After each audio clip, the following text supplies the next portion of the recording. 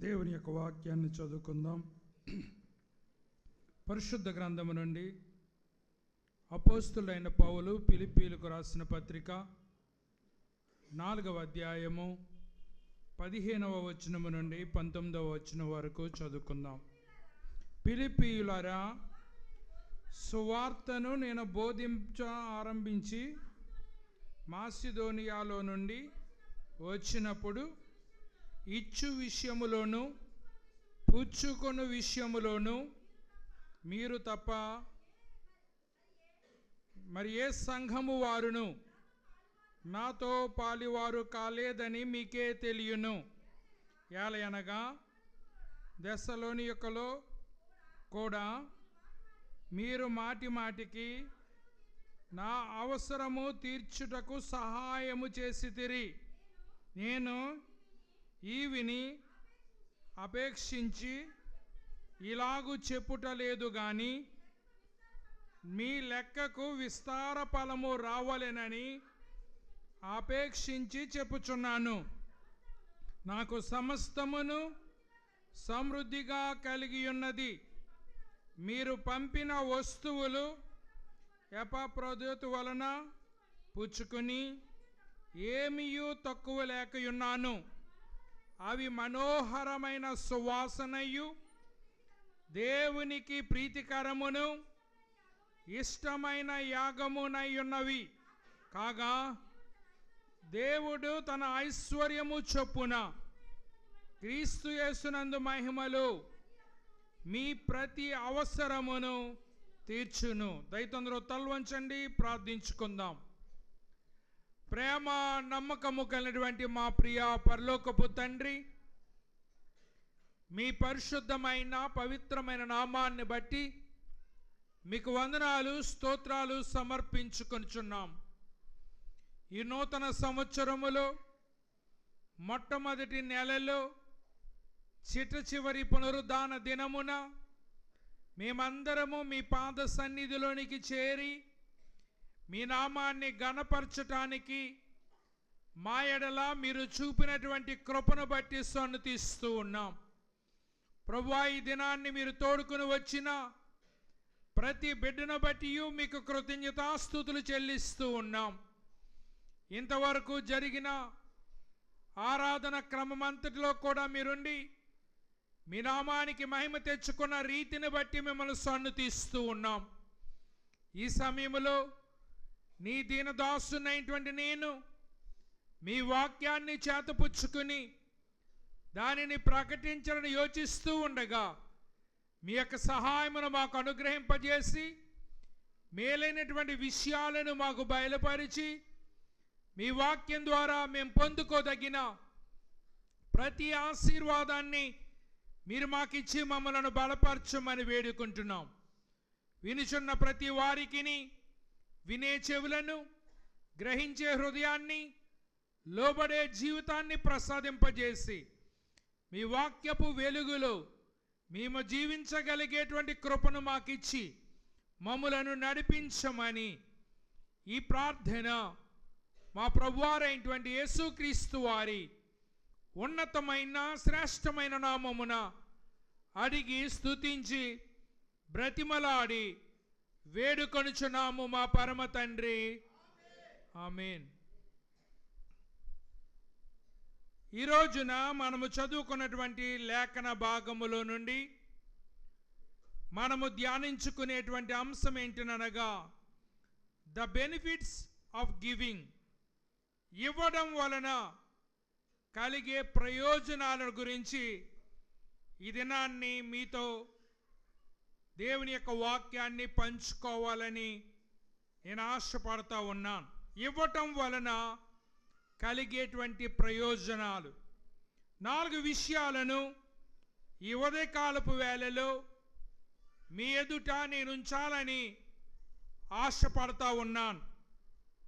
మొట్టమొదటిది, giving makes an impact. ఇవ్వడం అనేది ఒక ప్రభావాన్ని చూపిస్తుంది.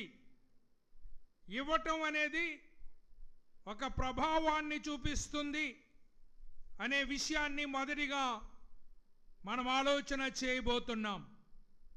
రెండవది, giving adds to your account. ఇచ్చుట అనేటువంటిది నీ ఖాతాలో చేర్చబడుచున్నది అనే విషయాన్ని రెండవదిగా మనం ఆలోచన చేయబోతున్నాం. ఇవ్వడం అనేటువంటిది నీ ఖాతాలో చేర్చబడుతుంది అనే విషయాన్ని రెండవదిగా మనం ఆలోచన చేయబోతున్నాం. మూడవదిగా, గివింగ్ ప్లీజెస్ గాడ్. ఇచ్చుట అనేటువంటిది దేవునిని సంతోషపెడుతున్నది. ఇచ్చుట అనేది దేవుణ్ణి సంతోషపెడుతుంది అనే విషయాన్ని మూడవదిగా మనం ఆలోచన చేయబోతున్నాం. నాలుగవదిగా, గివింగ్ బ్రింగ్స్ గాడ్స్ బ్లెస్సింగ్స్. ఇచ్చుట అనేది దేవుని యొక్క ఆశీర్వాదాన్ని పొందుకునేలా చేస్తుంది. ఇవ్వటం అనేటువంటిది దేవుని ఆశీర్వాదాన్ని పొందుకునేటట్లు చేస్తుంది అనే విషయాన్ని నాలుగవదిగా మనం ఆలోచన చేయబోతున్నాం.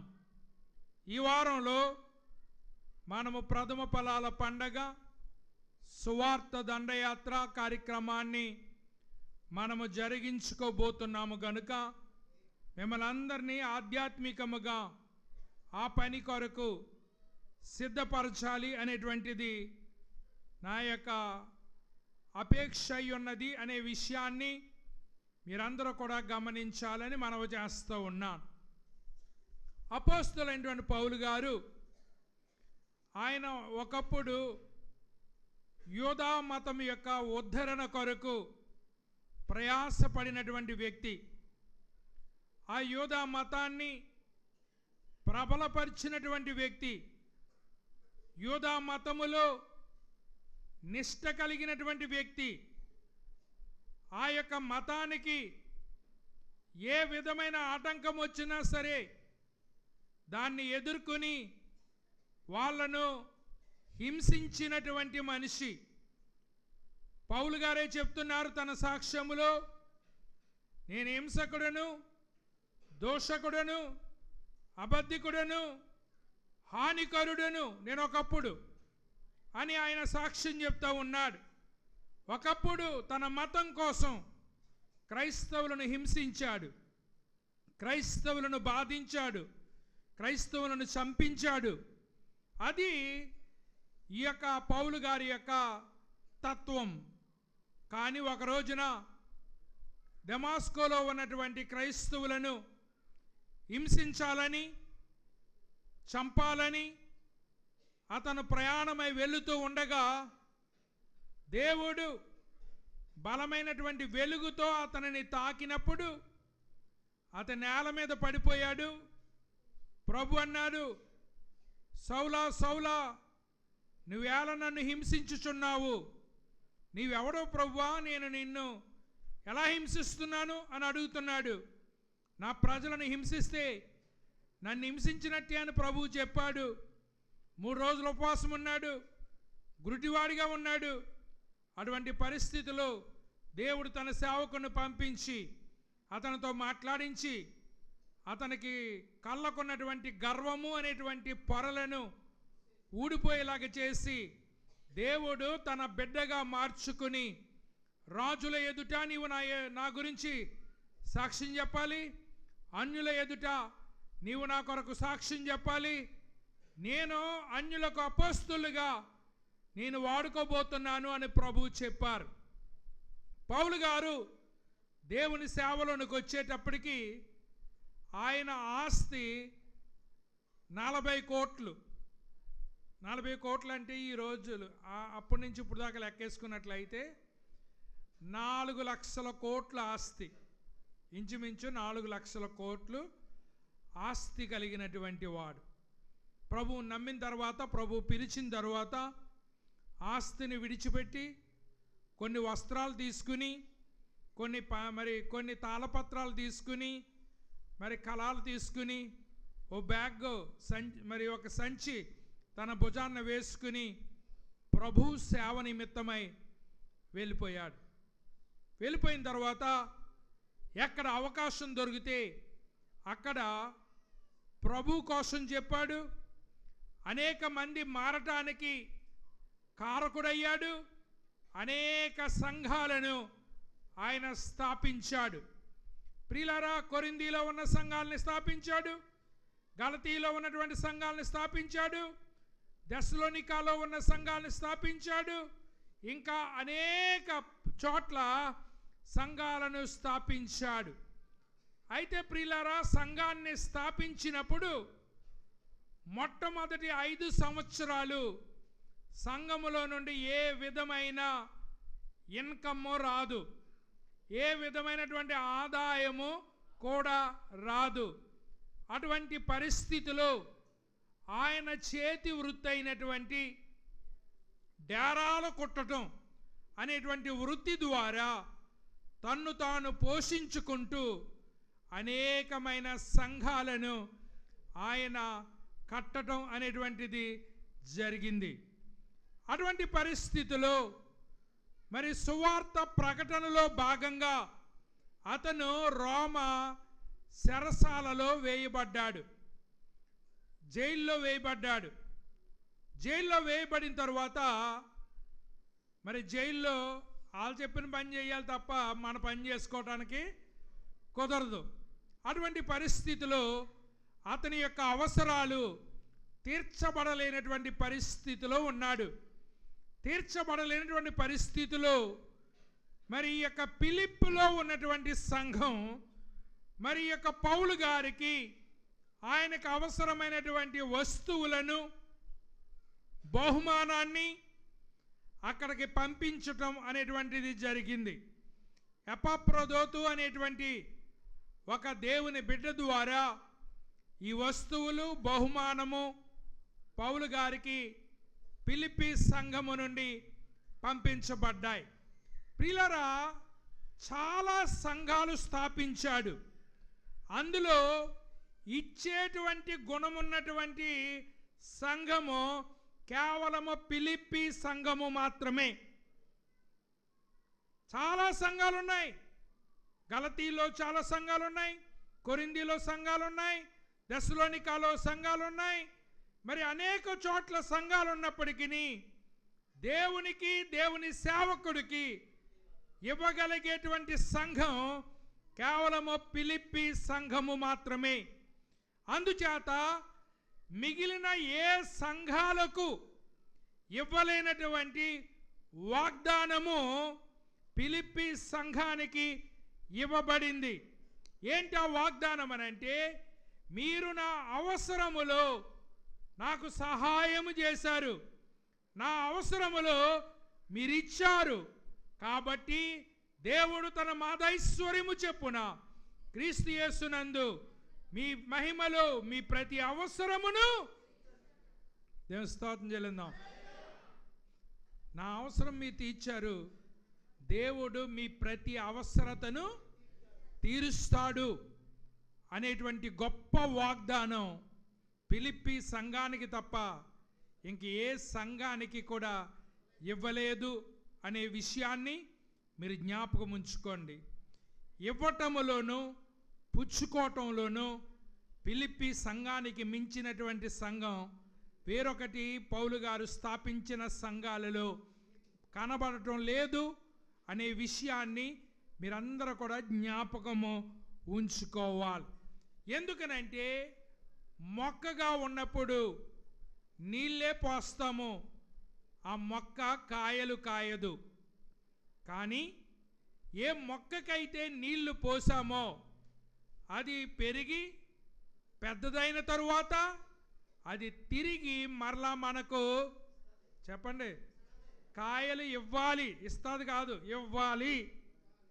ఒకవేళ ఏటెల్లకాలం నీళ్లు పోయించుకోవటానికి అలవాటైపోయి కాయలైనటువంటి మొక్కలా ఉంటే పనికిరానటువంటి మొక్కను తెగనరికి అది అగ్నిలో పారవేయటానికి తప్ప ఇక దేనికి కూడా పనిచేయదు అనేటువంటి విషయాన్ని మనము జ్ఞాపకం చేసుకోవాలి.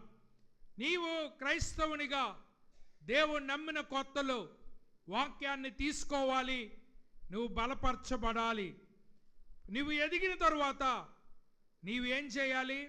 తిరిగి నీవు ఫలాలను ఫలించాలి. అలాగే ఎప్పటికీ ఫలించకపోతే గొడ్డోళ్ళని చూసి ఏమంటారు? అలాగే గొడ్డు విశ్వాసులు కూడా ఉంటారు. వాక్యం చెప్తుంది, ఫలించనటువంటి ప్రతి కొమ్మ నరికివేయబడుతుంది. ఆ నరికివేయబడే అది అగ్నిలో కాల్చి వేయటానికి తప్ప దేనికి కూడా పనికిరాదు అనేటువంటి విషయాన్ని జ్ఞాపకం చేసుకుంటూ ఈ దినాన్ని ఇవ్వటం వల్ల కలిగేటువంటి ప్రయోజనాలను మనమందరము కూడా ఆలోచన చేయబోతూ ఉన్నాం. ప్రియులారా, ఈ యొక్క ఇచ్చేటప్పుడు ఈ ఫిలిప్పీలో అనేటువంటి ప్రాంతానికి పౌలు భక్తుడు వెళ్ళాడు. ఇక్కడికి వెళ్ళి దేవుని యొక్క సువార్తను ప్రకటించాడు. ఆ రోజుల్లో యూదులు మరి వివిధ దేశాలకు చెల్లాచెదురైపోయి వారు ఏ దేశం వెళ్తే ఆ దేశములో సమాజ మందిరములో కూడుకునేటువంటి వారు సబ్బాతు దినాన్ని అనగా విశ్రాంతి దినాన్ని వాళ్ళందరూ కూడా కూడుకునేవారు. కూడుకుంటున్నటువంటి పరిస్థితిలో పౌలు గారు కూడా యూదుడే కనుక ఆ సబ్బాతు జరిగేటువంటి ప్రాంతానికి వెళ్ళి అక్కడ యేసు ప్రభు వారి యొక్క సువార్తను ప్రకటిస్తూ ఉండగా అనేక మంది యూదులు మార్పు చెంది క్రైస్తవులుగా అయ్యారు. అనేక మంది యూదులు మారిపోయారు. పౌలు గారు సాక్ష్యం వింటే సాక్షాత్తు మరి రాజే అన్నాడు. ఏమన్నాడు తెలుసా? నీ సాక్ష్యం విన్న తరువాత ఆల్మోస్ట్ నేను క్రైస్తవుడిగా మారిపోయాను అన్నాడు. ఆల్మోస్ట్ అన్నాడు కానీ మారలేదు. పౌలు గారు సాక్ష్యం విన్న తరువాత ఎంత దుర్మార్గుడైనా సరే మారిపోయేంత గొప్ప సాక్ష్యం కలిగినటువంటి వాడు పౌలు గారు. ఆయన మరి యొక్క సబ్బాతు దినాన్ని ఆయన మాట్లాడుతూ ఉండగా అపోస్తుల కార్యాలు 16వ అధ్యాయము 14-15 వచనాలు ఈ విధంగా ఉన్నాయి. అప్పుడు లూదియాను దైవభక్తి గల ఒక స్త్రీ వినుచుండెను. ఆమె ఊదా రంగు పొడిని అమ్ము తుయతైర పట్టణస్థురాలు. ప్రభువు ఆమె హృదయమును తెరిచెను గనుక పౌలు చెప్పిన మాటల యందు లక్ష్యముంచెను. ఆమెయు ఆమె ఇంటి వారును బాప్తిస్మము పొందినప్పుడు ఆమె, నేను ప్రభువునందు విశ్వాసము గలదానిని అని మీరెంచితే మా ఇంటికి వచ్చి ఉండుడని వేడుకుని మమ్మును బలవంతము చేసెను అని పౌలు భక్తుడు చెప్తా ఉన్నాడు. ఆమె ఊదా రంగును అమ్ముకునేటువంటి తుయతైర పట్టణస్థురాలు. ఆమె పౌలు గారి మాటలు వింది. పౌలు గారి యొక్క బాధ విన్నది. ఆ బాధ విన్న తరువాత ఆమె హృదయము తెరవబడింది. ప్రభువుకు తన జీవితంలోనే కాకుండా తన ఇంటి వారి జీవితంలో ఆమె స్థానం ఇచ్చింది. స్థానం ఇచ్చిన తర్వాత అంటుంది, నేను భక్తి కలిగిన దాన్ని అని మీరు అనుకుంటే మీరు మా ఇంటికి వచ్చి ఉండండి అని చెప్పేసి పౌలును మరి బ్రతిమాలినట్లుగా మనమందరము కూడా గమనించవలసినటువంటి వారమై ఉన్నాం. మరి సమాజ మందిరములో పరిచయమై ప్రభువుకి వారి యొక్క జీవితాలను సమర్పించిన వారి ఇంటి దగ్గరికి వెళ్ళి వారి ఇంటి దగ్గర ప్రార్థన జరిగిస్తూ ఉండేటువంటి వారు.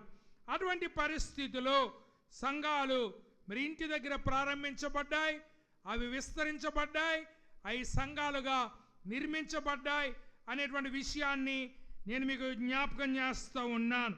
అపోస్తులైనటువంటి పౌలు వృత్తిరీత్యా డేరాలు కుట్టేవాడు కనుక ఎక్కడికి వెళ్ళినా ఆ పని చేస్తూ తన్ను తాను పోషించుకుంటూ దేవుని యొక్క సేవను జరిగించేటువంటి వాడు. మీకు చెప్పాను కదా, పౌలు గారు సేవలోనికి వచ్చినప్పుడు తనకున్నదంతా విడిచిపెట్టి కేవలం కొన్ని వస్త్రాలు, కొన్ని కళాలు, కొన్ని ఒక సంచి, కొన్ని వస్త్రాలు మాత్రం తీసుకుని మరి వచ్చినట్లుగా మనకు కనపడతా ఉంది. అన్నాడు, క్రీస్తు కొరకు నేను సమస్తమును పెంటగా ఎంచుకున్నాను అన్నాడు. డబ్బు దేవునితో పోల్చినప్పుడు డబ్బు ఎలా కనపడదట?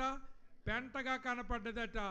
దేవుని మీద ఆధారపడి మరి తన యావదాస్తుని విడిచిపెట్టి ప్రభు సేవకు వెళ్ళిపోయి అనేక మందికి బోధించిన వాడై అనేక సంఘాలను స్థాపించినటువంటి వాడై ఉన్నాడు అనే విషయాన్ని నేను మీకు జ్ఞాపకం చేస్తూ ఉన్నాను.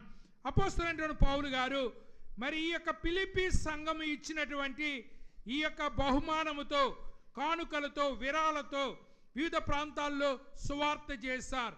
ఒకసారి కొరింథీ సంఘంతో చెప్తున్నాడు. కొరింథీలకు రాసిన 2వ పత్రిక 11వ అధ్యాయము 7వ వచనము, మిమ్మును హెచ్చింపవలెనని మీకు దేవుని సువార్తను ఉచితంగా ప్రకటించుచు నన్ను నేనే తగ్గించుకున్నందున పాపమే చేసి తినా అంటున్నాడు. అమ్మా, దేవుని యొక్క వాక్య ప్రబోధన ఉచితమే. దేవుని యొక్క వాక్యము ప్రకటించటం అనేటువంటిది ఉచితమే. కానీ అది ప్రకటించడానికి ఖర్చు అవుతుంది. దేవుని వాక్యం ప్రకటించడం ఊరికి నేను ప్రసంగం చెప్తే 30,000 ఇచ్చుకుంటాను, 40,000 ఇచ్చుకుంటాను అని వాళ్ళు చాలామంది ఉన్నారు. కానీ ప్రసంగం చేయటం అనేటువంటిది ఉచితమే. కానీ ఈ ప్రసంగం మన ఊరంతా వినబడాలంటే మనకు సౌండ్ సిస్టమ్ కావాలి. ప్రసంగం ఊరంతా వినబడాలనంటే కరెంటు ఖర్చు అవుతుంది. ప్రసంగం అందరికీ వినబడాలనంటే వెళ్ళతో కూడినటువంటి పని. మనం ఒక చోట నుండి ఇంకో చోటకి వెళ్ళి ప్రసంగం చెప్పాలనంటే ఖర్చు అవుతుంది. నా జీవితంలో నేను చేసిన ఒక ప్రసంగానికి 60,000 ఇచ్చారండి. అదే నా జీవితంలో హైయెస్ట్. అమెరికాలో, అదైనా ఇండియాలో కాదు. 60,000 ఇచ్చారు. అంతేగాని నేను ప్రసంగానికి వెళ్ళినప్పుడు నాకు ఎంత కావాలి, ఒకటి ఫోన్ చేసి అంటున్నాడు, అని మీరు మిమ్మల్ని ప్రసంగాన్ని పిలుద్దామనుకుంటున్నారు, మీరు ఎంత ఇచ్చుకుంటారని అడిగాడు. ఏదో వేసిన అడిగినట్టు నువ్వు ఎంత ఇచ్చుకుంటావని. మరి సేవకులు అలా తయారైపోయారండి. సేవకులు అలా తయారైపోవటం వల్ల మీరు ఎంత ఇచ్చుకుంటారు అనేటువంటి పరిస్థితికి వచ్చింది. బాబు, నేనేమి ఎదటోడిది ఆశించను. షేక్స్పియర్ అనేటువంటి ఆయన ఏం చెప్పాడనంటే, నువ్వు ఎప్పుడైతే ఎదట వాళ్ళ దగ్గర నుంచి ఆశిస్తావో నువ్వు నిరాశపడిపోతావు. ఎదట వాళ్ళ దగ్గర నుంచి నువ్వు ఎప్పుడు ఆశపడతావో అప్పుడు నిరాశపడిపోతావు. ఆశపడకుండా వచ్చిందనుకోండి సంతోషం. ఒకవేళ ఆశపడి పలానా వాళ్ళు ఎంత ఇచ్చేస్తారు అనుకున్నాం అనుకోండి, ఒకడు ఇంత పొడుగు చెప్తాడు కౌర్లు. ఒక 500 ఒక 20 రూపాయలు కానుకెట్టడానికి వాడికి చేతులు. తాగుబోతే వాళ్ళకి 10,000 అన్న ఖర్చు పెడతాడు. కష్టపడి రావులపాలెం నుంచి ఇక్కడ కారు వేసుకొచ్చిన వాడికి మరి ఇవ్వటానికి చేతులు రాలేనటువంటి వాళ్ళు చాలామంది ఉన్నారు అనేటువంటి విషయాన్ని నేను మీకు జ్ఞాపకం చేస్తూ, నేను ఫిలిప్పీ సంఘం దగ్గర కానుక ఇచ్చుకుని మీకు ఉచితంగా నేను మీకు సువార్తను చెప్పాను. మీకు పరిచర్య చేయుటకు నేను ఇతర సంఘముల వలన జీతము పుచ్చుకొని వారి ధనము దొంగిలిన వాడనైతిని. ఎందుకంటున్నాడంటే, ప్రియులారా, మీరు ఎప్పుడు వాక్యం ఊరికి విందామనుకున్న వాళ్ళే, మీరు ఎప్పుడు వాక్యాన్ని నీరు కింద పోయించుకుందాం అనుకున్న వాళ్ళే, కానీ నేను ఒక రోజున కాయలు కాద్దాం అనుకున్న వాళ్ళు కారు మీరు. అందుచేత ఎదటి సంఘాల దగ్గర ఇచ్చుకొని ఈ సంఘానికి నేను ఉచితంగా వాక్యాన్ని ప్రబోధిస్తున్నాను. కానీ మీరెప్పుడూ కూడా ఊరుకును పొందుకోవటానికి ఇష్టపడతారు, కానీ నేను ఫలించాలి, నేను కాయలు కాయాలి అనేటువంటి దృక్పథము మీలో లేదని నేను ఉచితంగా చెప్పటమో మరి నేను తగ్గించుకోవటమో మీకు పాపం అయిపోయిందా అంటాడు పౌలు భక్తుడు కొరింథీ సంఘముతో. అందుచేతనే పౌలు భక్తుడు, అతనికి ఒక శిష్యుడు ఉన్నాడు, అతని పేరు తిమోతి.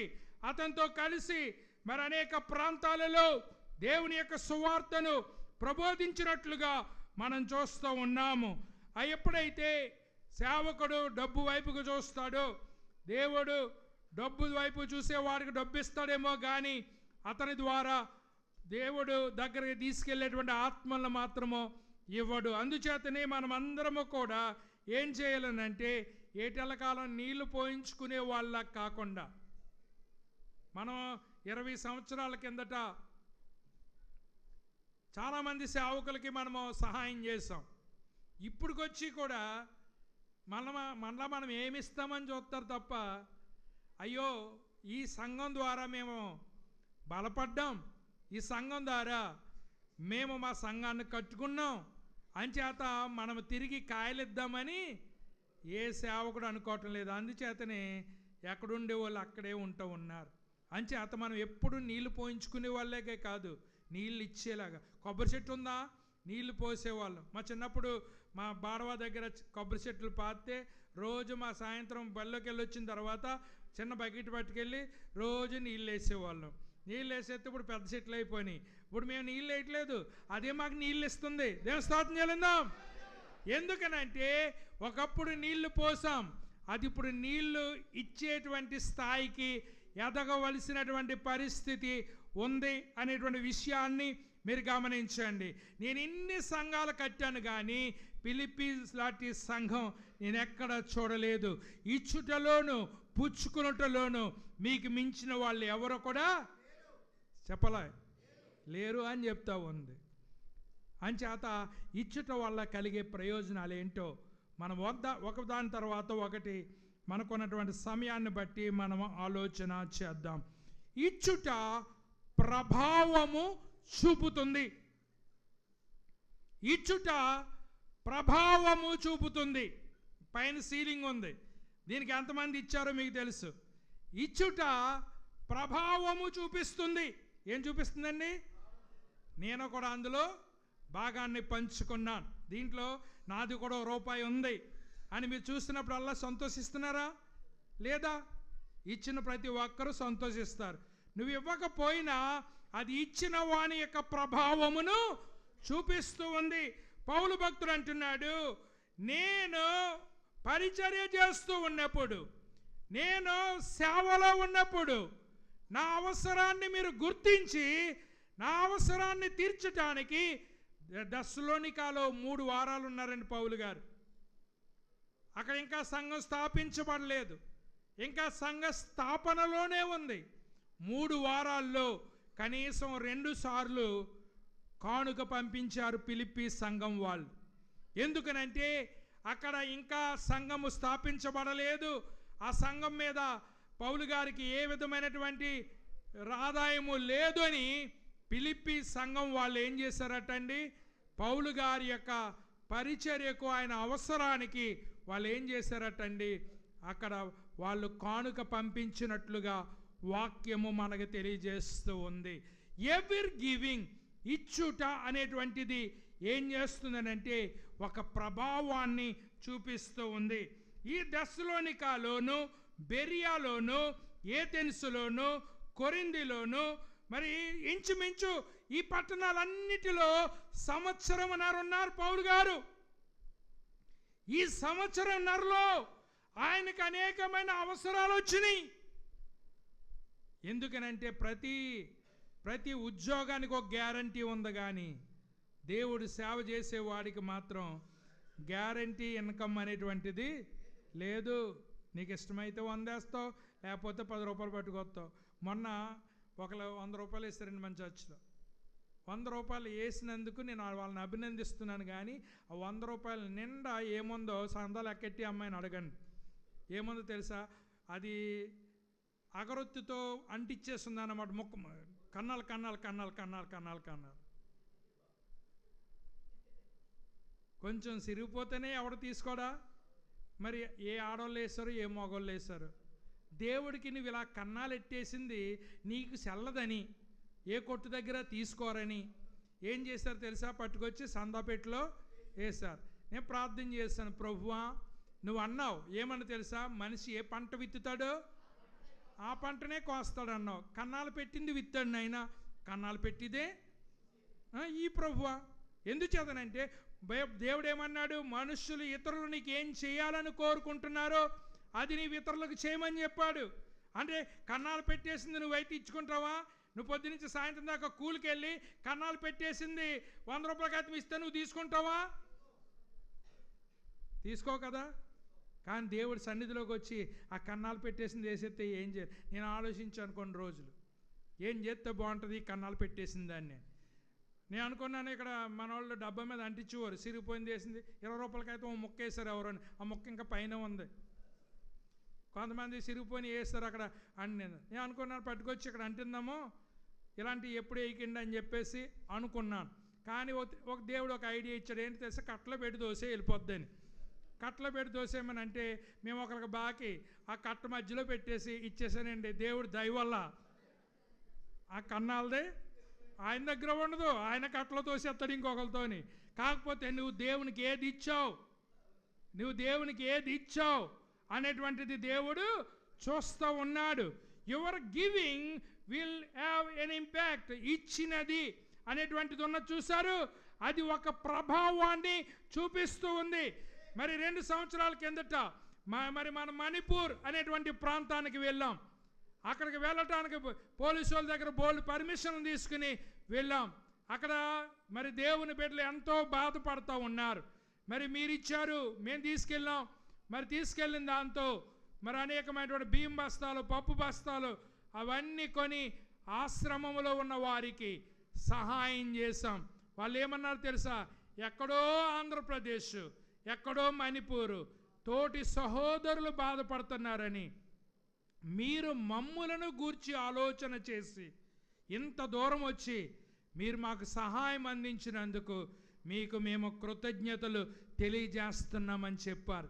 చూసారా, వాళ్ళు ఏమనుకున్నారో తెలుసా, మనము శ్రమలో ఉన్నప్పుడు మనము ఒంటరి వాళ్ళం కాదు, మన కోసం ప్రార్థించే సంఘాలు ఉన్నాయి, మన కోసం ప్రార్థించేటువంటి క్రైస్తవులు ఉన్నారు అని వాళ్ళు ఏం చేశారని అనగా వందనాలు చెప్పారు. పట్టుకెళ్ళి ఇచ్చింది నేనైనా, మీలో కొంతమంది ఇచ్చిందే నేను తీసుకెళ్ళి ఇచ్చాను, నాది కొంత వేసుకుని ఇచ్చాను. తద్వారా అక్కడ ఏమైందో తెలుసా, వాళ్ళ జీవితం మీద ఏమైంది, ప్రభావితమైంది. ఎవ్రీ గివింగ్, ప్రతి మతంలోనూ ఇచ్చుట అనేది ఉంది. ఈ మధ్యన ఆడపిల్ల ఎంత ఫేమస్ అయిపోయిందో మీరు చూసారా. 14 రోజుల కంట 1,40,00,000 రూపాయలు వచ్చిందంట ఆదాయం. 14 రోజులకి అనగా యావరేజ్ని ఎంత వచ్చింది, రోజుకి 10 లక్షల ఆదాయం అట. ఎంతమంది భక్తులు వెళ్ళిపోతున్నారు, నడిచి వెళ్తున్నారు. మరి చర్చి మన ఊర్లో ఉన్నా కానీ ఇక్కడికి నడిచి రావడానికి ఎవడొకరిని లిఫ్ట్ అడుగుతున్నాం, లేకపోతే ఆటో వేసుకొస్తున్నాం, రకరకాలుగా వస్తూ ఉన్నాం. కానీ వాళ్ళు ఏం చేస్తున్నారో తెలుసా, వాళ్ళకి అన్నీ ఉండి కొంతమంది టేక్ నడిచి వెళ్తున్నారు, కొంతమంది వాడపల్లి నడిచి వెళ్తున్నారు, కొంతమంది ఎక్కడికో నడిచి వెళ్తున్నటువంటి పరిస్థితి ఉంది. కానీ నువ్వు ఉన్న చోటునే ఉండి నువ్వు భక్తి చేయలేకపోతున్నావని అంటే దాని అర్థం ఏంటి ఒకసారి ఆలోచన చేయమని మనవి చేస్తూ ఉన్నాను. వాళ్ళకి ఎక్కువ భక్తి ఉందా, మనకి ఎక్కువ భక్తి ఉందా? వాళ్ళు ఎక్కువ నిష్ఠగా ఉన్నారా, మనకి ఎక్కువ నిష్ఠగా ఉన్నామా? కనీసం 2 గంటల మందిరంలో కూర్చోలేక ఎంత బాధపడిపోతున్నాం. అక్కడెక్కడ కూర్చుంటున్నాం కానీ దేవుని మందిరంలో కూర్చోలేకపోతున్నాం. ఎంత దౌర్భాగ్యమైనటువంటి పరిస్థితి మనకు వచ్చిందో ఒకసారి మీరు ఆలోచన చేయండి. పౌలు గారు అంటున్నారు, నా పరిచర్యలో మీరు నా అవసరాన్ని తీర్చడానికి నేను దెస్సలోనికలో ఉన్నప్పుడు కూడా మీరు నాకు కానుక పంపించారు అని ఫిలిప్పీ సంఘముతో చెబుతున్నటువంటి పరిస్థితిని మనమందరం కూడా జ్ఞాపకం చేసుకోవాలనేటువంటి సంగతిని నేను మీకు తెలియజేస్తూ ఉన్నాను. ప్రియులారా, మీ బహుమతుల మీద ఆధారపడాలని కాదు, దేవుని సేవ జరగాలని అంటే ప్రతి ఒక్కరూ కూడా ఇవ్వాలి. ప్రపంచవ్యాప్తంగా ఈ రోజున సువార్త ఇంత ఘనంగా జరుగుతుందని అంటే దేవుని బిడ్డలు చేసినటువంటి త్యాగము. ఎక్కడో ఒక దేశాన్ని వదిలేసి మదర్ తెరీసా మన దేశం వచ్చి ఏం చేసింది, కుష్ఠరోగులని మరి చేరదీసింది, అనాథ పిల్లలను చేరదీసింది, వాళ్ళకి ఎంతో సేవ చేసింది. ఆమెకు అత్యున్నతమైనటువంటి పురస్కారాన్ని మన ఇండియా గవర్నమెంట్ ఇచ్చింది. ప్రియులారా, ఒకసారి ఏమైందో తెలుసా, ఆమె ఎవరికైతే సేవ చేస్తూ ఉందో అటువంటి వాళ్ళకి తినటానికి భోజనం కూడా లేకుండా ఉన్నటువంటి పరిస్థితి అయిపోయింది కలకట్టాలో. మరి తిన్నాక భోజనం లేకుండా ఉన్నటువంటి పరిస్థితి అయిపోతే ఆ ఊర్లో ఒక ధనవంతుడు ఉన్నాడు. ఆ ధనవంతుడి దగ్గరికి వెళ్దాం, ఈ పేదోళ్ళకి పట్టిన అన్నం పెట్టమని అడుగుదామని చెప్పేసి ఆవిడ దేవుణ్ణి అడుగుతుంది. దేవుణ్ణి అడుగుతూనే ఏం చేసిందో తెలుసా, ఆ ధనవంతుడి దగ్గరికి వెళ్ళి, అయ్యా పిల్లలు ఆకలితో అలమటిస్తున్నారు, కొంచెం సహాయము చేయండి అని అడిగింది. కొంచెం సహాయం చేయమని అడిగితే ఆ ధనవంతుడు ఏం చేశాడు తెలుసా అండి? ఇలా దోశలు ఎలాగ ఒగ్గింది ఆవిడ, క్యాండ్రించి ఉమ్మేశాడు. ఎక్కడ? ఆ చేతిలో క్యాండ్రించి ఉమ్మేశాడు అన్నమాట. క్యాండ్రించి ఉమ్మేస్తే సహాయం చేస్తానంటే చేస్తాను, చేయకపోతే చేయనని చెప్పు. ఇదేం దరిద్రం అని తిరగబడిపోతాం మనమైతేనే. తిరబడిపోతాం కదా. కానీ ఆవిడ ఏం చేసిందో తెలుసా? అయ్యా ఇది నాకు, మరి పిల్లలకో అని అడిగింది. ఆ ఉమ్మును తన రొమ్ము మీద పాముకుని, అయ్యా ఇది నాకు, మరి పిల్లలకో. అంత దుర్మార్గుడు కూలబడిపోయాడు. ఆ మాట విని కూలబడిపోయి, ఏంటి క్రైస్తవులు ఇంత సహనం కలిగిన వాళ్ళ అని చెప్పేసి తన ఆస్తిలో సగం ఆస్తి మదర్ తెరిసా ఫౌండేషన్కి రాసేశాడు. దేవుని స్తోత్రం చెల్లిందాం. హల్లెలూయా. ఆ రోజు నుండి పిల్లలు భోజనం కోసం పత్తులు ఉండవలసినటువంటి అవసరము లేకుండా దేవుడు ఒక దుర్మార్గుణ్ణి మార్చి మరి లేనటువంటి వారిని పోషించినటువంటి దేవుడు. అందుచేతనే ఇచ్చుట అనేటువంటిది మన జీవితం మీద ఏం చేస్తుంది? ప్రభావితం చేస్తుంది. మరి మనం ఇచ్చింది వృధా కాలేదు. నువ్వు అనుకుంటున్నావు ఇస్తే తరిగిపోతుందేమో అని, కానీ ఇచ్చింది వృధా కాలేదు. ఇచ్చినది ఏం చేస్తుంది అనగా ప్రభావితము చేస్తుంది అనేటువంటి సంగతిని మనం గమనించాలి. అది ఎంతవరకు ప్రభావితం చేస్తుందని అంటే, ఎప్పుడో 10 సంవత్సరాల క్రితం ఇచ్చిన దాన్ని కూడా పౌలు గారు జ్ఞాపకం చేసుకుని ఏమంటున్నాడు తెలుసా? నేను తెస్సలోనికలో ఉండినప్పుడు, నాకు అక్కడ ఏ విధమైనటువంటి ఆధారము లేనప్పుడు మీరు ఇచ్చి ఈ యొక్క పరిచర్య మీద మీరు ప్రభావితం చేశారు అంటూ ఉన్నారు. ప్రియులారా, మీరు గమనించండి. ఈ మన సంఘ సభ్యులే ఇక్కడ అనుకోండి, 20 రూపాయలు 10 రూపాయలు ఎత్తం చాలా ఎక్కువ అనుకుంటారు.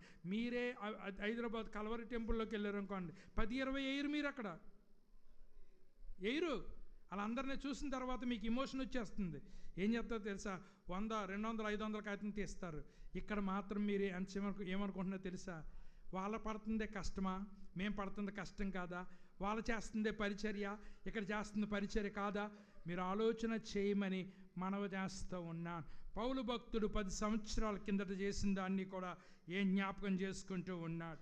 ప్రియులారా, ఎంత కష్టాల్లోంచి ఈ సేవ ఈ రోజు వరకు ఎదిగింది అనేటువంటిది ఆలోచన చేసినట్లయితే, ఒక పాకలో నుండి, ఒక దీపం బుడ్లో నుంచి, ఆ దీపం బుడ్లో కిరసనాలు వేసుకోవటానికి లేక అనేక మంది మరి కిరసనాలు డొనేషన్ ఇచ్చినటువంటి పరిస్థితిలో నుండి, ఆ తర్వాత పెట్రోమాక్స్ లైట్లోకి వచ్చాం.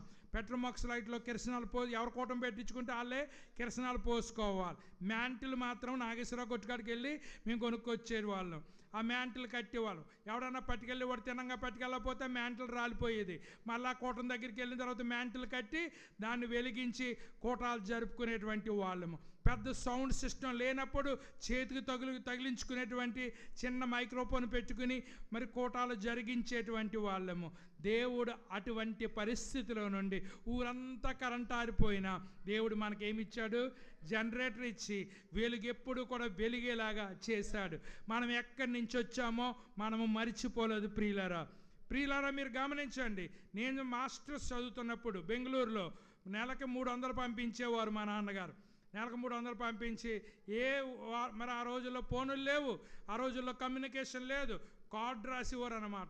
కార్డు ఒకసారి రాశాను, 300 సరిపోవట్లేదు, 500 పంపించండి అని రాశాను. రాస్తే మా నాన్నగారు నాకు ఏం జవాబు రాశారు తెలుసా?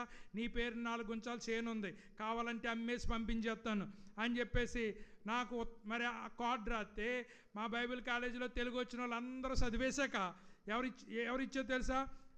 కార్డు మీద రాస్తే ఏం చేస్తారండి? ఏం రాశారని చదివేస్తారు కదా. అందరూ చదివేసాక లాస్ట్ నా దగ్గరికి వచ్చేది. నేను చదివి ప్రభువా అని దేవుని దగ్గర ఏడ్చేవాడిని. 300తో సిటీలో నేను ఎలా బ్రతకన ప్రభువా అంటే, దేవుడు నాకు అక్కడికి వెళ్ళక ముందు ఒకటి నేర్పించాడు. అదేంటనగా టైప్ కొట్టడం నేర్పించాడు. ఇప్పుడు అంటే కంప్యూటర్లో, అప్పుడు టైప్ కొట్టడం నేర్పించారు. నేను ఆఫీసులో పనికి చేరాను. ఆఫీసులో పనికి చేరి రాత్రి 1 గంట వరకు టైపింగ్ చేస్తే, నువ్వు ఫీజు కట్టక్కర్లేదు, నిన్ను ఊరికి మీ ఫీజులు మేము కడతాం, నువ్వు పని చేయన్నారు. రాత్రి 1 గంట వరకు నేను టైపింగ్ చేసి మరి తెల్లవారుజామున నిద్రపోయేవాడిని. ఇప్పుడు సేమ్ మా పాప అదే చేస్తుంది. 1 గంట తర్వాత నిద్రపోద్దా పిల్ల, నేను 1 గంట తర్వాత నిద్రపోయేవాడిని. ఏంటి ప్రభువా ఈ కష్టం? పేదరికాన్ని బట్టి ఇంత బాధపడుతున్నాము నాయనా. అందరూ కూడా శనివారం వస్తే సెలవు, శనివారం ఆదివారం సిటీలకు వెళ్ళి హోటల్లో తిని వాళ్ళందరూ హ్యాపీగా బ్రతుకుతూ ఉంటే, నాకైతే డబ్బులు లేనటువంటి వాడిగా, ఒక పేదవాడిలాగా నేను బైబిల్ కాలేజీలో అన్నీ ఉన్న వాళ్ళకే బ్రతికేవాడిని. ఏ రోజున కూడా నా దగ్గర లేదనే మాట నేను ఎవరి దగ్గర చెప్పలేదు. ఓ నిజం చెప్పనా, నేను 300లో డబ్బులు దాచి ఒకడికి 1400 ఇస్తే ఈ రోజున అమెరికాలో స్థిరపడ్డాడు, కానీ ఆ 1400 గుర్తు రాలేదు. వాడు అమెరికా సిటిజన్ ఈ రోజున, కానీ వాడికి 1400 ఇచ్చాను అనేటువంటి గుర్తు నాకు ఉంది. నేను రోజు అడిగేవాడిని, నేను గ్రాడ్యుయేషన్ అయిపోయే లోపల నా 1400 నాకు ఇస్తావా అని.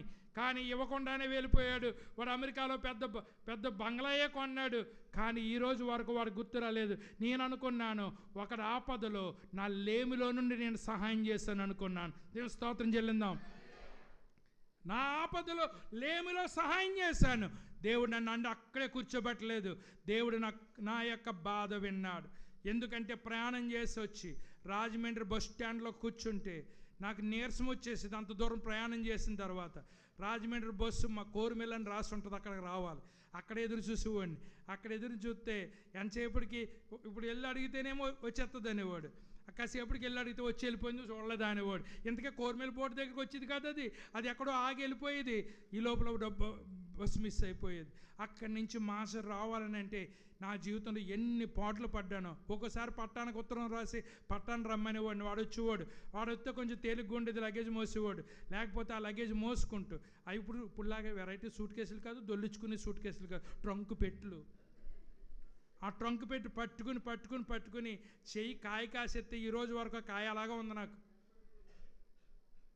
అన్ని బాధల్లో నుండి వచ్చి తీర్మానం చేసుకున్న దానికి పల్లెటూరులోనే ఉండిపోయి ఆ పల్లెటూరులోనే సేవ చేస్తూ ఉన్నాం. ఏ రోజుని మాకు తినటానికి లేదని మీకు చెప్పలేదు. లేనప్పుడు ప్రార్థన చేసామే తప్ప మాకు తినటానికి లేదని ఏ మనిషిని అడగలేదు. కానీ ఆ దేవుడు చూచాడు, మన కష్టాన్ని చూచాడు, ఆ కన్నీరును చూచాడు, అనుభవించిన బాధను చూశాడు. దేవుడు విడిచిపెట్టలేదు. అంచేతనే దేవుడు ఏదో ఒక రోజున దీవింతే ఈ బస్సుల కోసం మాత్రం నేను ఎదురు చూడనైనా అన్నాను. దేవుడు నాకు ఈ రోజున ఎదురు చూడక్కర్లేకుండా దేవుడు కారు ఇచ్చాడు. టయానికో ఇంచుమించులో ఇక్కడ మీ దగ్గరికి మేము వచ్చి సేవ చేయగలుగుతున్నాం. నేను కారు కొనుక్కుంటాను, డబ్బులు ఎప్పుడైనా సందాడిగానా? మరి బండి కొనుక్కుంటానని ఎప్పుడైనా సందాడిగానా? మన దగ్గర పనిచేసే పాస్టర్లకి ఊరినిచ్చే పక్కన కోరమెల్లో పాస్టర్ గారికి ఒక డాక్టర్ అమ్మ కొత్త కారు కొనుక్కుని పాత కారు ఇచ్చేసింది పాస్టర్ గారికి. కానీ అలాగే ఎప్పుడు ఎవరి దానం మీద బ్రతకలేదు. ఎందుకనంటే ఏమి కావాల్సి వచ్చినా ప్రభు పాదాలు పట్టుకుని ఏడ్చామే తప్ప ఎవరి దగ్గరికి వెళ్ళి చెయ్యి చాపకుండానే బ్రతికిచ్చాడు. Giving makes an impact. ఇచ్చుట అనేటువంటిది ప్రభావం చూపిస్తుంది. ప్రియులారా, మీరు ఇచ్చింది 20 కావచ్చు, మీరు ఇచ్చింది మీ స్తోమతకు తగ్గట్టే కావచ్చు, అది ఎవరొకరి జీవితం మీద ప్రభావితం చేస్తుంది, వారి పరిచర్యను బలపరుస్తుంది, ఆ పరిచర్యను చేయటానికి వారిని ప్రేరేపిస్తుంది అనేటువంటి విషయాన్ని నేను మీకు జ్ఞాపకం చేస్తూ ఉన్నాను. రెండవదిగా మనం ఆలోచించేద్దాం. మొట్టమొదటిగా ఇచ్చుట అనేటువంటిది ఏం చేస్తుందనండి?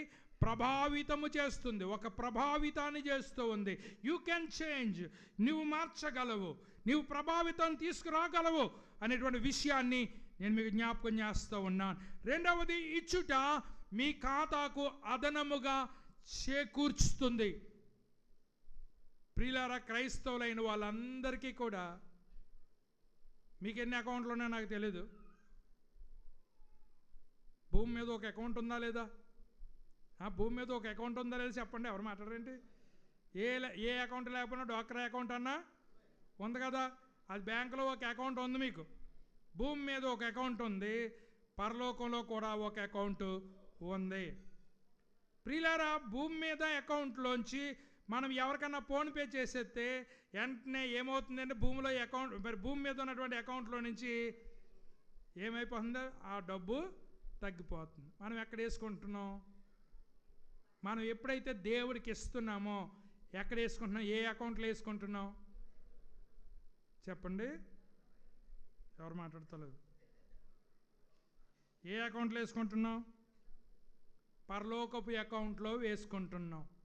ఇప్పుడు పరలోకానికి వెళ్ళిపోతామండి, ఏదో రోజున చచ్చిపోయి వెళ్ళిపోతాం. ₹1 కూడా మన తీసుకెళ్ళాం. బ్యాంక్ బ్యాలెన్స్ ఎక్కడ ఉండిపోతుంది, డబ్బు అంతా ఎక్కడ ఉండిపోతుంది. పరలోకంలోకి వెళ్ళిన తర్వాత నీ అకౌంట్లో ఏమన్నా ఉంటుందా? అసలు నీ అకౌంట్లో ఏమైనా ఉంటుందా? అసలు ప్రభు ఈ అకౌంట్కి ఆ అకౌంట్కి తేడా చెప్పాడు. మత్తయి సువార్త మీరు ఇంటికి చదువుకోండి, 6వ అధ్యాయము 19వ వచనము నుండి 21వ వచనములో ఏం చెప్పాడనంటే, భూమి మీద మీ కొరకు ధనము సమకూర్చుకొనవద్దు, ఎందుకంటే అది దొంగల చేత దొంగిలించబడుతుంది, అది చెదపట్టేస్తుంది, చిమ్మిట కొట్టేస్తుంది అని ఉంది బైబిల్లో. చెదపట్టేస్తుంది, అది పాడైపోతుంది. డబ్బులు ఒక చోట దాసి ఎంతకాలమైనా దానికి గాలి తగలకపోతే ఓ రోజున మీరు పట్టుకుంటుంది, పొడిమైపోతుంది.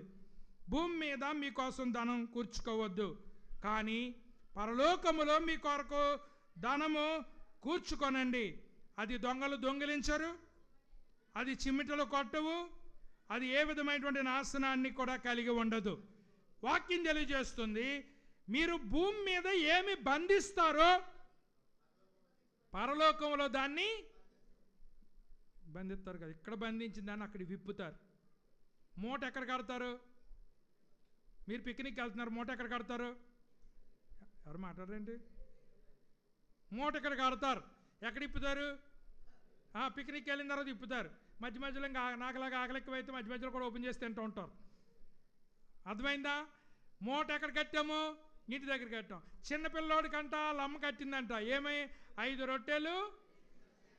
ఎక్కడ కట్టిందంట మూట? ఎక్కడ చెప్పండి? ఇంటి దగ్గర మూట కట్టిందంట. ఎక్కడ ఇప్పాడంట? మీటింగ్లోకి వెళ్ళి, బాబు మీ దగ్గర ఏమైనా ఉన్నాయో తింటానికి అని అడిగినప్పుడు ఆ పిల్లోడు గుర్తొచ్చి మా అమ్మ మూట ఇచ్చింది అని ఇప్పాడట. అందులో ఎన్ని ఉన్నాయంట?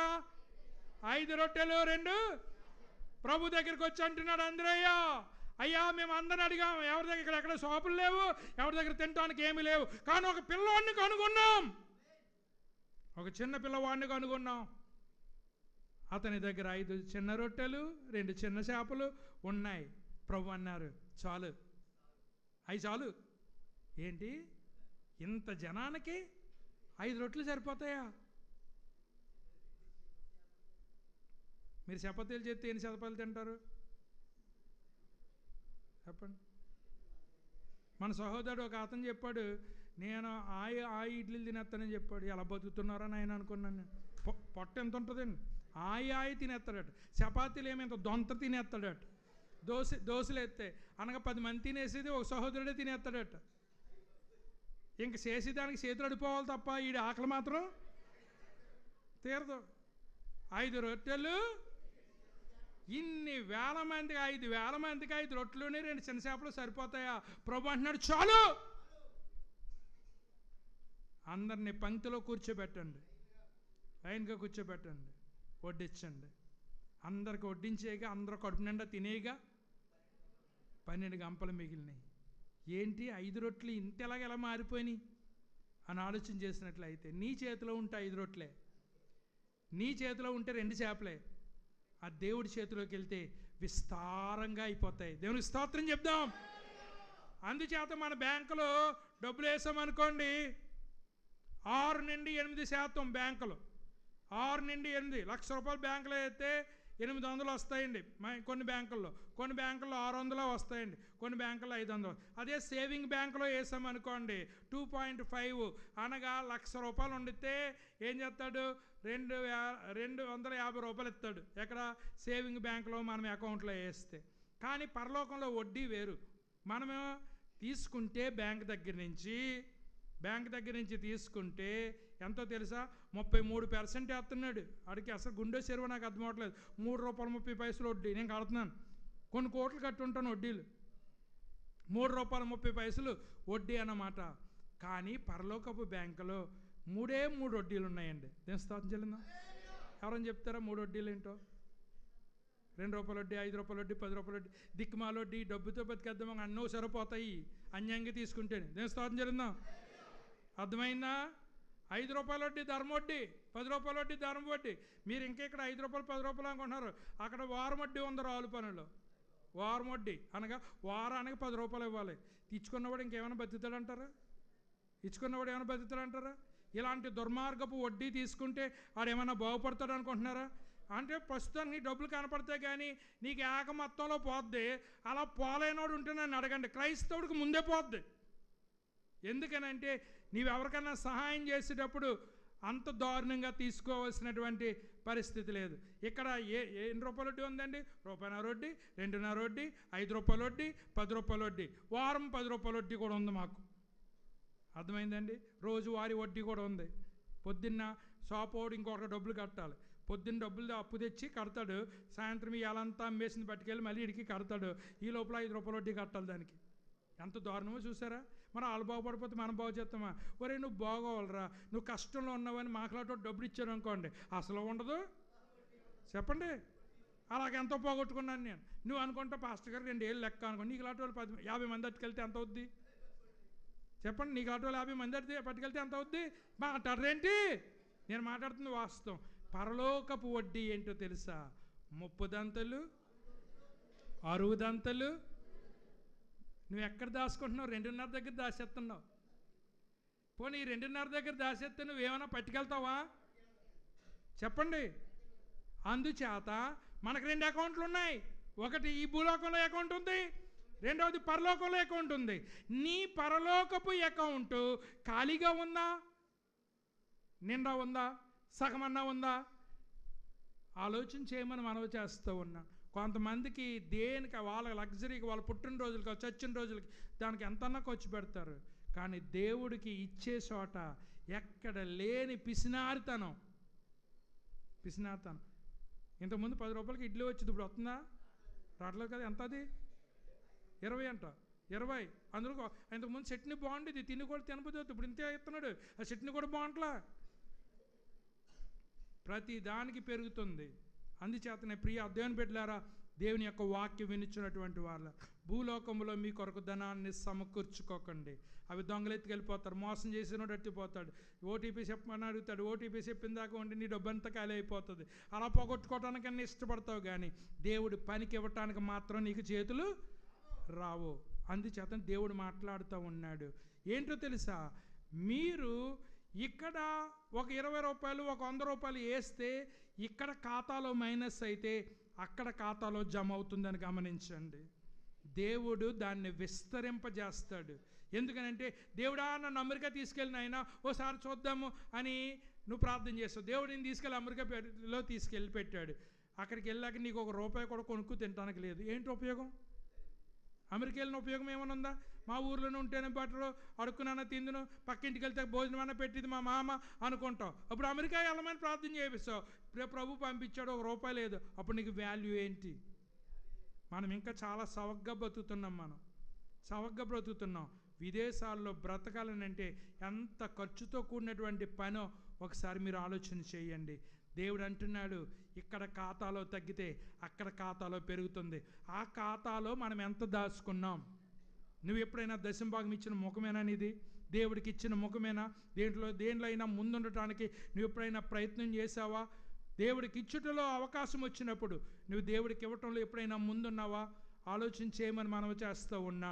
ఫిలిప్పీ సంఘం దేనికోసం ఎదురు చూస్తుందో తెలుసా? మాకు అవకాశం ఉంటే పౌలు గారికి చేతనైనంత, మాకు తోసినంత, మేము ఇవ్వగలిగినంత మేము పౌలు గారి పరిచర్యకి ఇస్తాం. ఎందుకంటే ఆయన అన్యాక్రాంతం చేసేటువంటి మనిషి కాదు.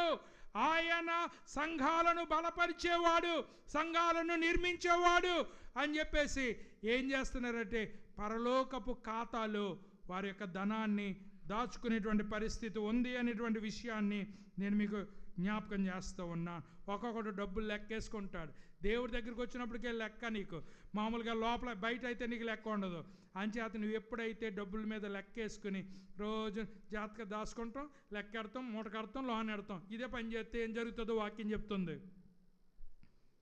సామెతలు 23:5, నీవు దాని మీద దృష్టి నిలిపిన తోడని. సామెతల గ్రంథము 23వ అధ్యాయము, నీవు దాని మీద దృష్టి నిలిపిన తోడనే. దేని మీద? నువ్వెప్పుడైతే డబ్బుల మీదే మనసు పెట్టి లెక్కలేసుకుంటున్నావో అది లేకపోవును. నిశ్చయముగా అది రెక్కలు ధరించి ఎగిరిపోవును. పక్షిరాజు ఆకాశమునకు ఎగిరిపోయినట్లు అది ఎగిరిపోవును. ఏమవుద్దనుకుంటున్నారు? నువ్వు ఎప్పుడైతే డబ్బులు లెక్కేసుకొని నేను ఇంతకు ఇన్ని లక్షలు సంపాదించాను, అన్ని లక్షలు సంపాదించాను, నేను దాచుకున్నాను అని నువ్వు ఎప్పుడైతే లెక్కలేసావో, లెక్కలు వేసినప్పుడట దానికి రెక్కలు వచ్చి డబ్బులకి ఎలా రెక్కలు వస్తాయి అనుకుంటున్నారా? ఇక ఏదైనా రోగం వస్తుంది, రోగం వచ్చినప్పుడు హాస్పిటల్కి వెళ్తారు. హాస్పిటల్కి వెళ్ళినప్పుడు ఈ టెస్ట్ ఆ టెస్ట్ అంటాడు. నువ్వేమో 2000 పట్టుకెళ్ళావు, అక్కడ టెస్టులకేమో 10,000 అవుద్ది. ఎవరికొకటి ఫోన్ చేసి ఫోన్పే చేయరా బాబు, ఇక్కడ టెస్టులకి 10,000 అయింది. ఇప్పుడు ఏమైంది నీ డబ్బుకి చెప్పండి? రెక్కలు వచ్చి ఎగిరిపోయింది. నిశ్చయముగా నీ చేతుల కష్టార్జితాన్ని నువ్వు అనుభవించాలనంటే నీ కష్టార్జితాన్ని వాక్యం చెప్తుంది. కుక్క నమ్మిన దాన్ని నువ్వు దేవుడికి ఇవ్వకు, వ్యభిచారం చేసిన డబ్బుల్ని నువ్వు దేవునికి ఇవ్వకు, లంచాలు తీసుకున్న డబ్బుల్ని దేవుడికి ఇవ్వకు. అంచేతనే మీకు ఆదిలో చెప్పాను, మీరు కష్టపడిన దాన్నే ప్రథమ ఫలంగా ఇవ్వండి అని చెప్పాను. నీకు వచ్చిన రాబడి అంతటిలోనూ దేవునికి ప్రథమ ఫలమును నీ ఆస్తిలోను భాగం ఇచ్చి యెహోవాను ఘనపరచమని దేవుని యొక్క వాక్యం తెలియజేస్తుంది. అలాగే ఎవరైతే చేస్తారో వారు ఖచ్చితంగా దీవించబడతారు అనే విషయాన్ని నేను మీకు జ్ఞాపకం చేస్తూ ఉన్నాను. మూడవది, ఇచ్చుట దేవునిని సంతోష పెడుతుందట. ఇచ్చుట అనేటువంటిది దేవుణ్ణి సంతోష పెడుతుందట. ప్రియులారా, ఈ సంఘము కానుకను పోగు చేసింది. కానుకను పోగు చేసి ఎవరికి ఇచ్చిందో తెలుసా? ఎపఫ్రొదితు అనేటువంటి ఆయనకి ఇచ్చింది. ఈయన ఎవరు అనుకుంటున్నారు? ఒకప్పుడు పౌలు భక్తుడు అంటున్నాడు, అతడు నా జత పనివాడు అని చెప్తున్నాడు. సంఘం అంతట్లో కూడా ఇతను ఎవరనంటే నమ్మకమైనటువంటి వాడు. కొంతమంది భోజనాలకు డబ్బులు వేసుకుంటున్నారు, మిగిలింది అయితే ఇచ్చిన వాళ్ళకన్నా ఇచ్చేయాలి, లేకపోతే మరలా దాన్ని మరుసటి నెలలో ఉపయోగించడానికన్నా ప్రయత్నం చేయాలి. ఒక్కొక్కడు తీసుకుంటాడు కానీ లెక్క చెప్పడు. అనగా you are not man of integrity, అనగా నువ్వు నిజాయితీ కలిగినటువంటి వాడు కాదు. లెక్క ఎప్పుడైతే నువ్వు చెప్పట్లేదో నీవేదో మోలీ చేసినట్టు లెక్క అనేటువంటి విషయాన్ని మనమందరం కూడా గమనించాలి. ఎపఫ్రొదితు బాధ్యత కలిగిన వాడు, ఎపఫ్రొదితు నిజాయితీ పరుడు. అనగా మన డబ్బులు ఎప్పుడూ కూడా ఎవరికి అప్పగించాలని అంటే నిజాయితీ పరులకు మనం అప్పగించాలి అని దేవుని యొక్క వాక్యము తెలియజేస్తూ ఉంది. పాత నిబంధన గ్రంథ వచనములో నుండి మరి దహన బలి వేసేటప్పుడు ఏ విధమైన వాసన వచ్చి అది దేవుడు ఆగ్రానించేవాడు, దేవుడికి ఇచ్చేటువంటి వాడికి పౌలు భక్తుడు అక్కడి నుంచి వాక్యం తీసుకుని దేవునికి ఇది ఇంపైన సువాసన, దేవునికి ప్రీతికరమైనది ఇచ్చేటువంటి వాడిని చూచి సంతోషిస్తూ ఉన్నాడు. కొంతమంది అంటూ ఉంటారు, దశంభాగాల గురించి కొత్త నిబంధనలు లేదండి, అందుకని ఇవ్వక్కర్లేదండి అని. దొంగిలింతే దొంగిలించు, రాజ్యాంగం ఉంది. రాజ్యాంగంలో ఏదైనా మార్పు చేయాలనుకున్నప్పుడు ఆ రాజ్యాంగాన్నే సవరింతారు. సవరించిన తర్వాత సవరించింది ఇంప్లిమెంటేషన్ అవుతుంది, సవరించలేనిది యథావిధిగా కొనసాగుతూ ఉంది. ప్రభు వచ్చి నూతన నిబంధనలు దశభాగం ఇవ్వద్దని చెప్పలేదు. ఏమన్నా తెలుసా? ఇచ్చువాడిని దేవుడు ప్రేమిస్తూ ఉన్నాడు. మీరు ఇచ్చేది విరివిగా ఇవ్వాలి, సంతోషంగా ఇవ్వాలి, సనుక్కోకుండా ఇవ్వాలి అని దేవుని యొక్క వాక్యం తెలియజేస్తూ ఉంది. ఇచ్చుట అనేటువంటిది అది అనుభవించిన వాళ్ళకే తెలుస్తుంది ఇచ్చుటలో ఉన్నటువంటి ఆశీర్వాదం ఏంటి అనేది. నువ్వు దేవుని సంతోషపెడుతున్నావా? నీకు నువ్వు సంతోషపెట్టుకుంటున్నావా? ఆలోచన చేయమని మనవి చేస్తూ ఉన్నాను. మన టైం అయిపోతుంది, ఇంకా లాస్ట్ పాయింట్ ఉంది. ఇచ్చుట దేవుని ఆశీర్వాదాలను తెస్తుంది. ఇచ్చుట అనేటువంటిది ఏం తీసుకొస్తుందండి? దేవుని ఆశీర్వాదాలను తీసుకొస్తుంది. ఇక్కడ మీరు గమనించవలసింది ఏంటంటే, ఇంతకుముందు చెప్పాను కదా, భూలోకంలో మనం ఏం బంధిస్తామో అది పరలోకంలో విప్పుతాం. మూట ఎక్కడ కడతాం అక్కడ విప్పుతాం. ఇక్కడ ఖాళీ మూట కడితే చెప్పండి, అక్కడ ఖాళీ మూట ఉంటుంది. ఇక్కడ నువ్వు ఏదైనా వస్తువులతో కట్టినట్లయితే నీకు అక్కడ కనపడుతుంది. లాజర్కి భూమి మీద ఏమీ లేదు, ఉన్నదంతా దేవుడిదే. ఆ దేవుడు అక్కడ తీసుకెళ్ళి ఎక్కడ పెట్టాడో తెలుసా? అబ్రహాము రొమ్మును ఆనుకునేలాగా ఇచ్చాడు. ఇప్పుడు పౌలు భక్తుడు చెప్తున్న మాట మీరు వినండి. ఏమన్నారు? 4:16 ఏమన్నాడంటే, నా అవసరము తీర్చుటకు సహాయము చేసి తిరి. ఇది మినిస్ట్రీకి ఇచ్చాడని రాయబడ్డదా? నా అవసరము తీర్చటానికి. అయితే పౌలు గారికి ఏం అవసరాలు ఉన్నాయి అని ఆలోచన చేసినట్లయితే పరిచర్య అవసరాలే పౌలు గారి అవసరాలు, పరిచర్యకు సంబంధించిన అవసరాలే పౌలు గారి అవసరాలు. దీన్ని బట్టి మీరు గమనించవలసింది ఏంటంటే, ఇక్కడ ఏదైనా కావాలనుకోండి, ఇదేమైనా కావాలనుకోండి. ఇక్కడ కావాలి అనేటువంటి అవసరత అది నాదనుకోకండి, అది పరిచర్య యొక్క అవసరత. మరి మొన్నటి వరకు నేను అనుకున్నాను మరి 31 తారీఖున భోజనాలు వాళ్ళు పెట్టుకుంటున్నారేమో అనుకున్నాను. తర్వాత నాకు వందిన అర్థం ఏంటో కనుక పలావ్ ఒకటే పెట్టుకుంటున్నామండి అని చెప్పారు. ఇప్పుడు నా గుండెలో రాడాడిపోయింది. అప్పుడు ఏం చేయాలి? మనకి ఎక్కువ ఖర్చు అయ్యేది ఏంటి? చికెన్ ఖర్చు అవుతుంటుంది. అని చేత దానికి ప్రత్యేకంగా 25,000 అవుతాయి. అదేంటి వీళ్ళు ఎలా చెప్పకపోతే నేను ఎలా చెప్పబోతున్నాను కదా అని నేను ఎప్పుడు చెప్తున్నా, డిసెంబర్ నెల నుంచి చెప్తూ ఉన్నాను. ఇప్పుడు ఓపెన్ చేస్తాం డోర్లు. అని చేత దానికి ఇవ్వాలనుకున్నటువంటి వాళ్ళు, ఎందుకంటే 31 తారీఖున భోజనాలకి ఒకసారి పెళ్లి చేసే ఎంత అప్పులు అయిపోతున్నారు మీరు. అలాంటిది సంవత్సరానికి ఇన్నిసార్లు భోజనాలు పెడుతున్నామంటే ఎంత ఖర్చు అవుతుంది. అంచేత ఆ డోర్ తెరిచినప్పుడు నేను చేయగలిగిన సహాయం నేను చేయాలి అనేటువంటి తాపత్రయం ప్రతి వ్యక్తి మీద కూడా ఉండాలి అనేటువంటి విషయాన్ని నేను మీకు జ్ఞాపకం చేస్తున్నాను. పౌలు గారు అంటున్నాడు, నా అవసరము తీర్చుటకు సహాయము చేసి తెరి. ఎవరు అవసరం తీర్చడానికి? పౌలు గారు అవసరం. పౌలు గారు అవసరం ఏం అవసరం? పరిచర్య యొక్క అవసరమే ఆయన అవసరం. అంచేత నా అవసరం మీరు తీర్చారు. ఇప్పుడు నేను మిమ్మల్ని దీవించాలి. ఎవరిని? ఇచ్చిన వాళ్ళని దీవించాలి. 19వ వచనం, కాగా దేవుడు తన ఐశ్వర్యము చొప్పున క్రీస్తు యేసునందు మహిమలో. చూసారా, నా అవసరం మీరు తీర్చారు కాబట్టి మీ ప్రతి అవసరతను క్రీస్తు యేసునందు మహిమలో దేవుడు తన మహదైశ్వర్యము చొప్పున. వెండి చూసారా ఎంత రేట్ అయిపోయిందో? బంగారం చూసారా ఎంత రేట్ అయిపోయిందో? ఇప్పుడు బంగారం దగ్గరికి వెళ్ళలేము, వెండి దగ్గరికి కూడా మనము వెళ్ళలేనంత రేటు ఉంది. కానీ నా దేవుడు మహదైశ్వర్యము కలిగినవాడు. 2-3 కేజీలు బంగారం ఉన్నవాడే ఇంత కోటీశ్వరుడు అయితే, భూలోకంలో భూమిలో దాగున్న బంగారం అంతా నా దేవుడిదే. కొండల్లో దాగున్న బంగారము వెండి అంతా నా దేవుడిదే.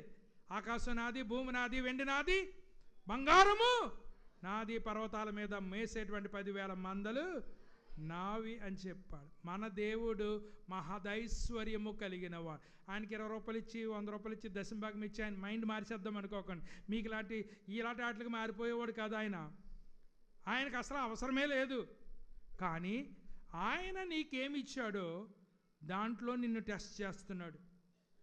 దాంట్లో నీకు టెస్ట్ చేస్తున్నాడు. చిన్నపిల్లలకి పప్పుల పొట్లం కొనుక్కొచ్చిన వాళ్ళు మనం, పప్పుల పొట్లం ఇచ్చిన వాళ్ళు మనం, ఓపెన్ చేసిన వాళ్ళు మనం, తినమన్నది మనం. ఇప్పుడు మళ్ళీ మనం చేయి సాసి ఏమంటున్నాం? నాకు 2 పెట్టు అంటున్నాం. నాకు 2 పెట్టు అంటున్నాం. ఎవరిని? సంటి పిల్లోని. వీడు ఏమంటాడో తెలుసా? అన్ని తెచ్చింది మనం, ఓపెన్ చేసింది మనం, తినమంది మనం. మనకి ఎట్టమంటే ఒకడు అంటాడు, నాది నేను పెట్టను అంటాడు. మీకు దాన్ని బట్టి అర్థమైపోతుంది చిన్నప్పటి నుంచి వీడికి ఎంత స్వార్థం ఉందో. ఒక్కో పిల్లోడు ఏం చేస్తాడు తెలుసా? 2 పెట్టమంటే పొట్లమే ఇచ్చేస్తాడు. మీ పిల్లల్ని బట్టి మీరు ఎంత స్వార్థపరులు కాదో మీకే అర్థమైపోద్ది. మీరు టెస్ట్ చేయండి. పొట్లమంతా వెనక్కి ఇచ్చేస్తారు. అప్పుడు మనం ఏమంటాం? ఒరే బాబు నాకు కాదు, ఇది నీకే కొనుక్కొచ్చాను, నిన్ను టెస్టింగ్కి నేను అడుగుతున్నాను అని. మరి ఇంకొకరు ఏం చేస్తారో తెలుసా? 3వ మనిషి ఏం చెప్తారో తెలుసా? పెట్టాలనే గుణం ఉండి ఆడేం చెప్తాడు? ఆడ చిన్న చేయికి ఎంత అయితే సరిపోతుందో అంత తీసి మనకు పెట్టడానికి ప్రయత్నం చేస్తాడు. ఇద్దరికి ఇచ్చే గుణం ఉంది. ఒకడు స్వార్థపరుడు. మనము స్వార్థపరులు కింద ఉండకూడదనంటే మనమందరం పాడుతున్నాం, నాకున్నవన్నీ. పాట బాగానే పాడతారు. మనకున్నవన్నీ ఎవరిచ్చారు? దేవుడు ఇచ్చాడని గుర్తిస్తే ఆయన పప్పల పొట్లం ఇచ్చి దాంట్లో 2 పప్పలు అడుగుతుంటే నువ్వు వెనక్కి లాగేసుకున్నావంటే నువ్వు స్వార్థపరుడువా, స్వార్థం లేనోడువా? మీకు ఎవరిని టెస్ట్ చేయక్కర్లేదు, బీపీ మిషన్ అక్కర్లేదు, థర్మామీటర్ అక్కర్లేదు. నువ్వు సెల్ఫిష్ ఫెలోవా, ఇవ్వగలిగేవాడువా? ఆలోచించేయమని మనం చేస్తాం. నేను మా ఇంట్లో మా పిల్లలను చూసాను, చాలా జనరసిటీ. మా పిల్లకి స్కాలర్షిప్ 2 లక్షలు వచ్చినా కూడా ఉంచుకోలేదు. డాడీ మీ 50వ పుట్టినరోజు చేస్తానని ఆ పిల్ల భరించింది ఖర్చులన్నీ. నేను అన్నాను, నువ్వు ఇచ్చుటలో ఎప్పుడు ఎలాగ ఉండు, దేవుడు నిన్ను దీవిస్తాడు. మా పాస్టర్ గారు కూడా ఒక్కోసారి జాకెట్లు కుట్టించుకోనక డబ్బులు ఉండవు ఆవిడ దగ్గర. కానీ దేవుడికి ఇచ్చేటప్పుడు ఆవిడ కవర్ పెద్దదే ఉంటుంది, ఆవిడ కవర్ పెద్దదే వస్తుంది. నేను ఎందుకు బయట వాళ్ళ గురించి చెప్పకూడదు కాబట్టి నేను మా ఇంట్లో వాళ్ళ గురించి చెప్తున్నాను. కానీ ఆవిడ ఒకసారి బాధపడుతుంది, నేను హెడ్ మాస్టర్ని అవ్వాలేపటికి, హెడ్ మాస్టర్ని అవుతే నా దగ్గర ఇంత డబ్బును అని చెప్పేసి ఈరోజు కూడా కారులో బాధపడుతుంది. నేను అన్నాను, మాస్టర్కి పై మాస్టర్ వస్తే వాళ్ళకి నమస్కారం పెట్టాలి. ఈరోజు నువ్వు అమ్మగారు వందనాలండి వాళ్ళ మాస్టర్కి పదవి ఉన్నని చెప్పి వందనాలు పెడతాడు. తర్వాత పిల్లోడు కూడా ప్రజెంట్ సార్ అంటాడు, లేకపోతే నమస్తే అంటాడు. ఎప్పుడు నువ్వు క్లాస్ చెప్పినంతసేపు, ఆయన రిటైర్డ్ అయిపోయినా నువ్వు క్లాస్ మానేసినా మళ్ళీ నమస్కారం చెప్పు. కానీ దేవుడు అంతకంటే ఉన్న స్థితిలో నీకు దేవుడు నిన్ను పెట్టాడు. ఎందుకనంటే ఎన్ని వందల మంది వెళ్ళిన చోటల్లా అమ్మగారు వందనాలండి అంటున్నారని అంటే ఎంతమంది కొనుక్కుంటే ఇస్తారు? ఇది చెప్పండి, ఎంతమంది ఇస్తారు? ఎవరు? గొప్ప ధన్యత నీకు ఇచ్చాడు. అందుచేత ఉద్యోగస్తులకు లేని భాగ్యం దేవుడు నీకు ఇచ్చాడు. అనేక మందికి తల్లిగా ఉండటానికి. మాస్టర్ అయితే ఒక 50 మందికి స్టూడెంట్లకు నువ్వు మాస్టర్గా ఉంటావేమో. ఈ రోజున అనేక వందల మందికి, వేల మందికి తల్లిగా నిన్ను చేశాడు. ఇది గొప్ప భాగ్యం. ఎందుకనంటే నా దేవుడు, నేను ఎవరి కింద పనిచేస్తున్నాను తెలుసా? వెండి నాది, బంగారం నా. సముద్రంలో ఎంత వెండి మిగిలిపోయిందో, ఎంత బంగారం మిగిలిపోయింది. టైటానిక్ మునిగిపోయినప్పుడు 8 టన్నులు బంగారం మిగిలిపోయింది. అది తెచ్చుకుందామని ఎవడన్నా వెళ్తుంటే ఆడు చచ్చిపోతున్నాడు తప్ప ఎవడు తేవట్లేదు దానికి. ఆ బంగారం అంతా ఎవరిది? నా దేవుడికి ఇష్టమైతే యోహానాను మింగినట్టు ఆ బంగారం మింగించేసి తీసుకొచ్చి నీ దగ్గరికి ఎక్కించలేడా? నిన్ను బాగు చేయలేడా? కానీ దేవుడు అదృష్టం మీద ఆధారపడమనలేదు, శ్రమ మీద ఆధారపడమన్నాడు. అందుచేతనే దేవుడు అంటున్నాడు, మీరు నా అవసరం తీర్చారు కాబట్టి, మీ ప్రతి అవసరము తీర్చబడుతుంది. నేను ఉన్న స్థితిలో బ్రతకడం నాకు తెలుసు, లేని స్థితిలో బ్రతకటం నాకు తెలుసు. ఏసీలో బ్రతకటం నాకు తెలుసు, ఫ్యాన్ లేకుండా ఆరు బయట పడుకోవటం నాకు తెలుసు, మరి పట్టు పరుపు మీద పడుకోవటం నాకు తెలుసు, కటిక సాప మీద పడుకోవటం కూడా నాకు తెలుసు. నేనే స్థితిలో ఉన్నా సంతుష్టి కలిగి ఉన్నాను. ఆయన బిడ్డలకు ఆయన ఏ లోటు కూడా రానివ్వడు. అందుచేత ఇచ్చుటలో ముందుందాం, ఇచ్చుటలో పరలోకంలో దాచుకున్నటలో ముందుందాం. మనమందరము ఒక ప్రభావాన్ని కలగజేద్దాం. ఆ ప్రభావం ద్వారా విస్తారమైన సేవ విస్తారమైన చోట్ల జరగటానికి మనము కూడా కారణమవుదాం. ఆ విస్తారమైన పరిచర్యలో మనము భాగాన్ని పంచుకుని ఆయన రాకడ కొరకు మనమందరం ఆయత్తపడదాం. అట్టి కృప పరిశుద్ధాత్మ దేవుడు మనందరికీ అనుగ్రహించి నడిపించునుగాక.